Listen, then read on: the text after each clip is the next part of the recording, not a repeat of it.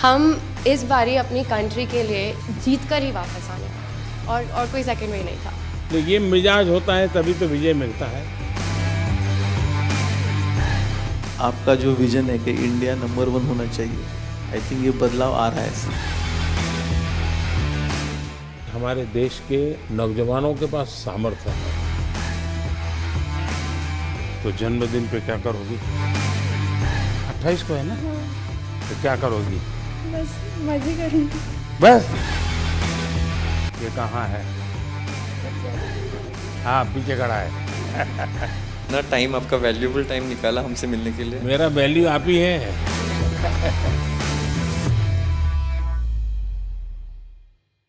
Sir, ये first time India ने दोनों गोल्ड मेडल जीते हैं और टीम ने जिस तरीके से प्रदर्शन किया है वो बहुत ही बढ़िया था। मतलब 22 में से 21 पॉइंट बॉयज़ ने और 22 में से 19 पॉइंट गर्ल्स ने, सो टोटल 44 में से 40 पॉइंट हमने लिए। इतना बड़ा बढ़िया प्रदर्शन आज तक पहले कभी नहीं हुआ। कभी नहीं। वहां पर क्या माहौल था? पहली बार हम जीते, सब लोग हमारे लिए भी खुश हो गए बहुत, क्योंकि हमने इतना खुशी मनाया। तो सबने एक्चुअली हर अपोनेंट्स ने भी आके हमें बधाई दी और हमारे लिए एक्चुअली खुश हो गए, even our opponents also. Sir, हमने देखा है कि लास्ट कुछ सालों में बहुत सारे जो स्पेक्टेटर्स है वो बहुत रूट कर रहे थे कि दूर दूर से वहाँ पे सिर्फ देखने आए थे ये मैच को, जो पहले मेरे हिसाब से इतना नहीं होता था। तो आई थिंक चेस की भी काफ़ी पॉपुलैरिटी बढ़ गई। तो हमें देख के बहुत अच्छा लगा कि रूट कर रहे हैं। थोड़ा प्रेशर भी होता था, बट इतना हमें सपोर्ट कर रहे, वो एक अच्छा फीलिंग था। और जब हम जीते तब इंडिया इंडिया ऐसे सब रूट कर रहे थे। इस बारी 180 कंट्रीज़ पार्टिसिपेट करी थी, बल्कि जब चेन्नई में ओलंपियाड हुआ था हम बोथ इंडिया टीम हम ब्रॉन्ज जीते थे। वुमेन टीम का लास्ट मैच यूएसए से हुआ था जो हम हार गए थे और हमारे हाथ से गोल चला गया था उस टाइम। तो हम फिर से उनके साथ इस बार खेले। फिर इस बार हम बहुत ज़्यादा मोटिवेटेड थे कि इस बार इंडिया को गोल लाना ही है, इसको हरा रहा है। इनको हराना ही है। वो मैच फाइनली बहुत क्लोज था और ड्रॉ में फिनिश हुआ, but we went on to win the gold sir. पर हम इस बारी अपनी कंट्री के लिए जीत कर ही वापस आने वाले थे और कोई सेकंड वे नहीं था। नहीं, ये मिजाज होता है तभी तो विजय मिलता है। लेकिन जब इतने नंबर आ गए, 22 में से 21 और 22 में से 19, तो बाकी खिलाड़ियों का या बाकी लोग जो इस खेल को ऑर्गेनाइज करते हैं उनका क्या रिएक्शन था? Sir, I think Gukesh wants to answer that, but I just want to say one thing कि उसमें हमने इतनी कन्विंसिंगली जीता, स्पेशली ओपन टीम में।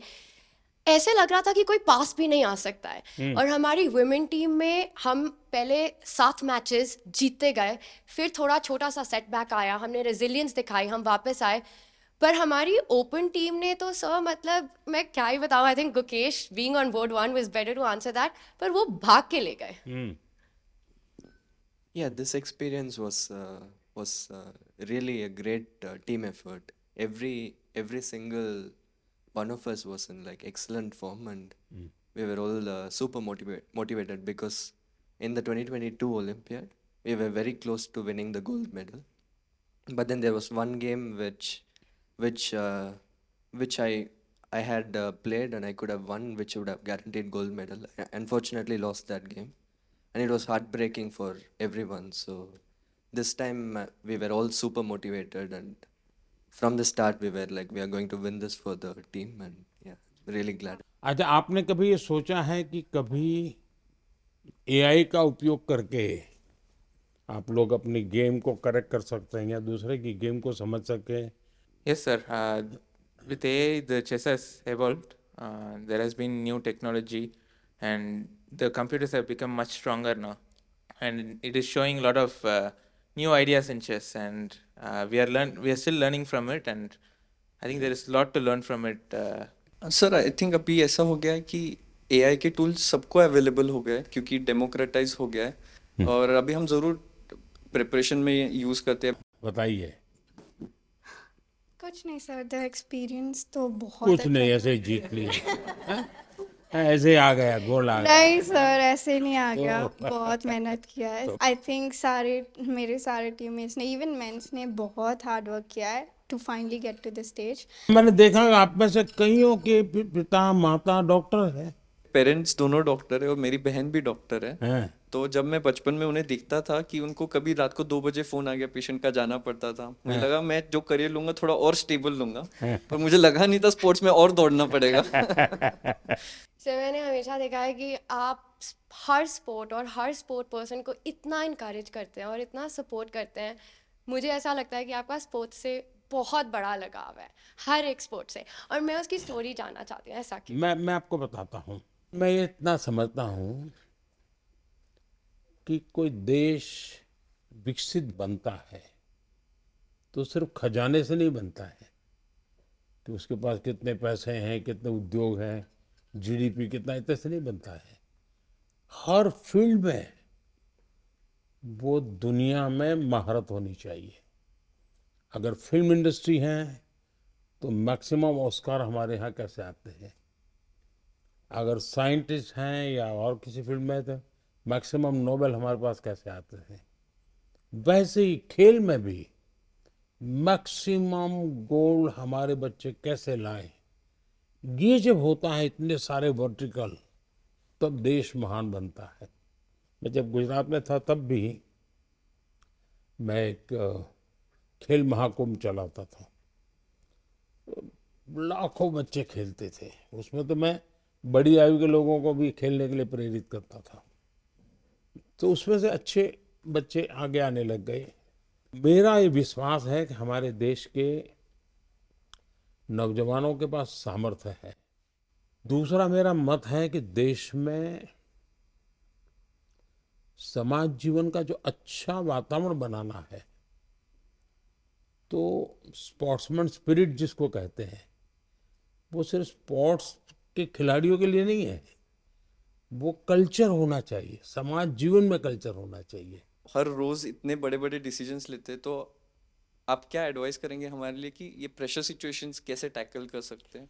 देखिए, कोई भी खेल क्यों ना हो, कोई भी एक्टिविटी क्यों ना हो, फिजिकल फिटनेस बहुत मैटर करती है जी। में से बहुत लोग होंगे जो फिजिकल फिटनेस के लिए आपकी ट्रेनिंग होती होगी, आपके लिए खान पान के लिए बताया जाता होगा, भाई ये चीज़ें खाइए, ये चीज़ें खेलने से पहले इतना खाइए, मत खाइए, सब बताया जाता होगा आपको। मैं समझता हूँ कि अगर हम इन चीज़ों की आदत अगर डेवलप करते हैं तो इन सारी समस्याओं का पचा जाते हैं। देखिए, डिसीजन मेकिंग के लिए आपके पास बहुत इन्फॉर्मेशन होनी चाहिए, बहुत इन्फॉर्मेशन, और पॉजिटिव नेगेटिव सब होनी चाहिए। आपको पसंद आता है ऐसा ही सुनने का अगर आदत लगती है, मनुष्य का स्वभाव होता है, जो अच्छा लगता है वही सुनता है, तो वो फिर डिसीजन में गलती होती है। लेकिन आप हर प्रकार की चीज़ को सुनते हैं, हर प्रकार की चीज़ों को जानने का प्रयास करते हैं और खुद एनालाइज करते हैं, और कहीं समझ नहीं आए तो बिना संकोच किसी जानकार को पूछते हैं, तो फिर आपको कठिनाई कम आती है। और मैं मानता हूं कि कुछ तो अनुभव से आ जाता है, और जैसा मैंने कहा कि योगा, मेडिटेशन, इसकी सचमुच में बहुत ताकत है जी। सर, हम अभी 2 हफ्ते खेले तो अभी पूरा थक गए, पर आप सालों साल दिन भर इतना काम करते, इतने मतलब पूरा ब्रेक भी नहीं लेते, તમે કેવી રીતે what's the secret sir for your energy? आप इतना जानते हो and then also you are open to learning and open to the world. और आप हमेशा हर स्पोर्ट पर्सन को आई थिंक इतने जोश से भर देते हो टू परफॉर्म। और मैं आपसे पूछना चाहती हूँ कि अगर आप हम सबको एक एडवाइस देना चाहो, आप जहाँ चेस को देखना, शतरंज को देखना चाहते हो। देखिए, ऐसा है, जीवन में कभी संतोष मत मांगिए। सेटिस्फेक्शन नहीं होना चाहिए किसी चीज का, वरना फिर नींद आना शुरू हो जाता है। तभी आप आलस 3 आ घंटा जाती है। सोते हैं सर। हाँ, आप सिर्फ 3 घंटा सोते हैं। हमारे भीतर एक भूख रहनी चाहिए, भाव, कुछ नया करने की, कुछ ज्यादा करने की। हम लोग सभी टूर्नामेंट तभी जीते थे, और हम लोग बस में से आ रहे थे और आपका स्पीच हम लोग लाइव देख रहे थे, और आपने वहाँ पे अनाउंस कर दिया वर्ल्ड में कि भारत ने ये ऐतिहासिक 2 गोल्ड मेडल जीते, और हम सब लोग उस टाइम साथ में बस थे। हमें इतनी खुशी हुई सबको कि आपने ये आपके स्पीच में अनाउंस कर दिया पूरे दुनिया के सामने। मैं 98 में मैंने फर्स्ट ओलंपियाड खेला, और उस टाइम पे गैरी कास्परोव, कार्पोव, ये सब लोग खेलते थे और हम लोग उनका साइन लेने के लिए दौड़ते थे, ऑटोग्राफ। इंडिया का तब रैंकिंग बहुत नीचे था और इस टाइम पे जब मैं कोच बन के गया था और मैं देखता था कि गुकेश आ रहा है, प्रज्ञानंद आ रहा है, अर्जुन आ रहा है, दिव्या आ रही है, हरिका आ रही है और लोग उनका साइन लेने के लिए अब दौड़ रहे हैं। तो ये जो बदलाव और ये जो कॉन्फिडेंस नए फील्ड में आया है नए बच्चों में, आई थिंक वो आपका जो विजन है कि इंडिया नंबर 1 होना चाहिए, आई थिंक ये बदलाव आ रहा है। Sir thank you so much. आपने इतने शॉर्ट नोटिस में, आप यूएस में थे और आपने इतना टाइम, आपका वैल्यूएबल टाइम निकाला हमसे मिलने के लिए। हम बहुत अभी मोटिवेट हो गए। मेरा वैल्यू आप ही है। आई थिंक हमें ही नहीं, ये इतना इम्पोर्टेंट है, बाकी चेस जो खेलते हैं अभी उनके लिए भी बहुत ज़्यादा इंस्पिरेशन हो गए कि वो अच्छा खेले और आपको आके मिले, तो उनके लिए भी बहुत ज़्यादा इंस्पिरेशन नहीं, ये बात सही है जी। कभी कभी ये देखने से भी पता चलता है इनको कि हाँ यार, अपने लोग कर सकते हैं, हम भी कर सकते हैं। मैंने एक बार गुजरात में बहुत बड़ा चेस का इवेंट किया था जब मैं मुख्यमंत्री था। तो 20,000 लोग उसमें एक साथ हाँ, चेस एक खेले साथ थे। खेले थे। और सर उसमें उस टाइम पे इसमें से बहुत सारे लोग चेस नहीं खेलते थे। नहीं, तब तो इनमें से कईयों का जन्म भी नहीं हुआ होगा जी। तब भी लोगों का आश्चर्य होता है, क्या मोदी जी ये कर रहे। अच्छा, 20,000 को जब बिठाने की जगह भी चाहिए, तो बहुत बड़ा पंडाल बनाया था मैंने। तो हमारे अफसर लोग भी कहते थे, साहब अब ये इसके लिए इतना खर्चा। मैंने कहा इसी के लिए खर्चा करूंगा मैं। सर आपने जब इतना मुझे एनकरेज किया ये, वाह। तो मैं इतना खुश हो गई थी कि मैंने कहा अब तो मुझे पूरी जान लगा देनी है चेस में, और मुझे अब तो इंडिया के लिए हर समय मेडल जीतना है। वाह। और मुझे मतलब मैं तब बहुत ज़्यादा ही खुश थी। और हैं। फिर तब आपने एक तो उसी उसी में थी तुम। हाँ, हाँ। और ये तब आपने साइमल ऑर्गेनाइज किया था और बहुत सारी लड़कियां खेल रही थी तब। वाह। तो उस समय तुम्हें वहां कैसे ले आए थे? तब मैं एशियन अंडर 9 जीती थी, तो किसी ने मेरी मम्मी से कहा कि बहुत बड़ा इवेंट हो रहा है गुजरात में गांधीनगर में, तो मुझे तब बुलाया था। तो ये मैं रख सकता हूँ ना? Yes sir. सर प्रेम करवाना था, बट इतना हाँ? प्रेम करवा के देना था आपको, बट नहीं बेटा, कोई चिंता नहीं। हाँ, ये मेरे लिए बहुत अच्छी मेमोरी है। तो ये शाल रखा है कि नहीं रखा है? यस सर रखा है। है? हाँ, के अच्छे से।